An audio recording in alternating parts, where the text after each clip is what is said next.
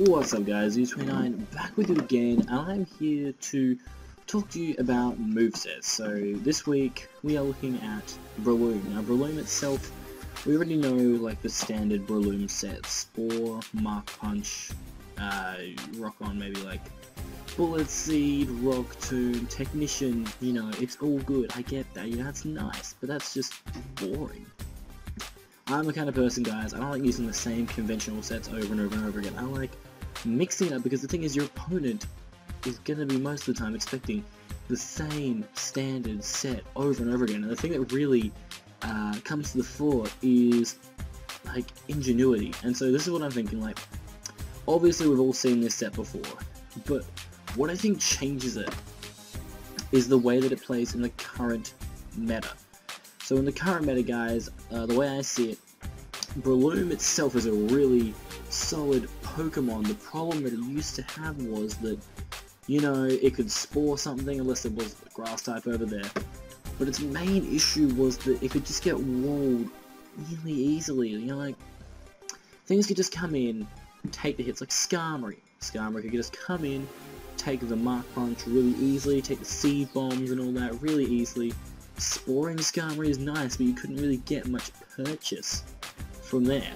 But what this set does, guys, is it gives Breloom that extra edge. This set allows Breloom to go from being, you know, an alright threat to being an actual thing. So what I think really sets this apart from the others, even the normal subset. The normal subset has Leech Seed over Swords Dance. Now I can understand why you'd want to run Leech Seed, extra HP, but the thing is, if you run Leech Seed and Mark Punch, you can't beat Ferrothorn.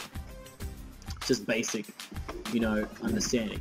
But you can sub up on the Ferrothorn coming in, then it has to waste a Gyrable to beat you, and that gives you either the free SD that you want, or gives you the Focus Punch. Because the other thing is, guys, that I'm pretty sure with Toxic Heal, you can waste out most of the Gyrables of a Ferrothorn. If it doesn't have any Gyrables left, it can't really break your subs. And you can just continue to heal up, set up. And the thing is, off of just 8 attack per, a Focus Punch is doing a ridiculous amount. I'm not going to pull up the calc and show you, you can calc it for yourself. That being said, this set is not perfect, okay? This thing loses to Ghost types, straight up. I'm just going to tell you right now, it's going to lose to every Ghost type you go up against because it has no move to hit Ghost types with. You can choose not to run Swords Dance and give it Bullet Seed if you want. I don't think it's as good though, and the reason I don't think it's as good is because Focus Punch is such an amazing move combined with Sub and Spore. Because basically the way that it works is, if you have a Breloom in, say, lead match up, against a Land OT, the expectation is you're going to put something to sleep, right? So if he has a Ferrothorn on his team, the expectation as well is that Lando is probably going to U-turn. If you sub up with max defense and he's running like a defensive Lando, Breloom will not have its sub broken by the hit. So then Ferrothorn comes in, sure you're at -1, but then you can proceed that with a Swords Dance. And you know, Ferrothorn's not really feeling that threatened anyway, because you know, they're not expecting to have Swords Dance or Focus Punch, and so they might set up rocks or spikes thinking, yeah, this thing isn't really going to do much to me, I can just wear it down over time. That's where Toxic or Poison Heal comes in handy too. It gives you a reliable way of recovery, which is really handy as well, because it means that you don't get burned as easily, which means that stuff like Road and Wash isn't as much of an issue to this Pokemon at all.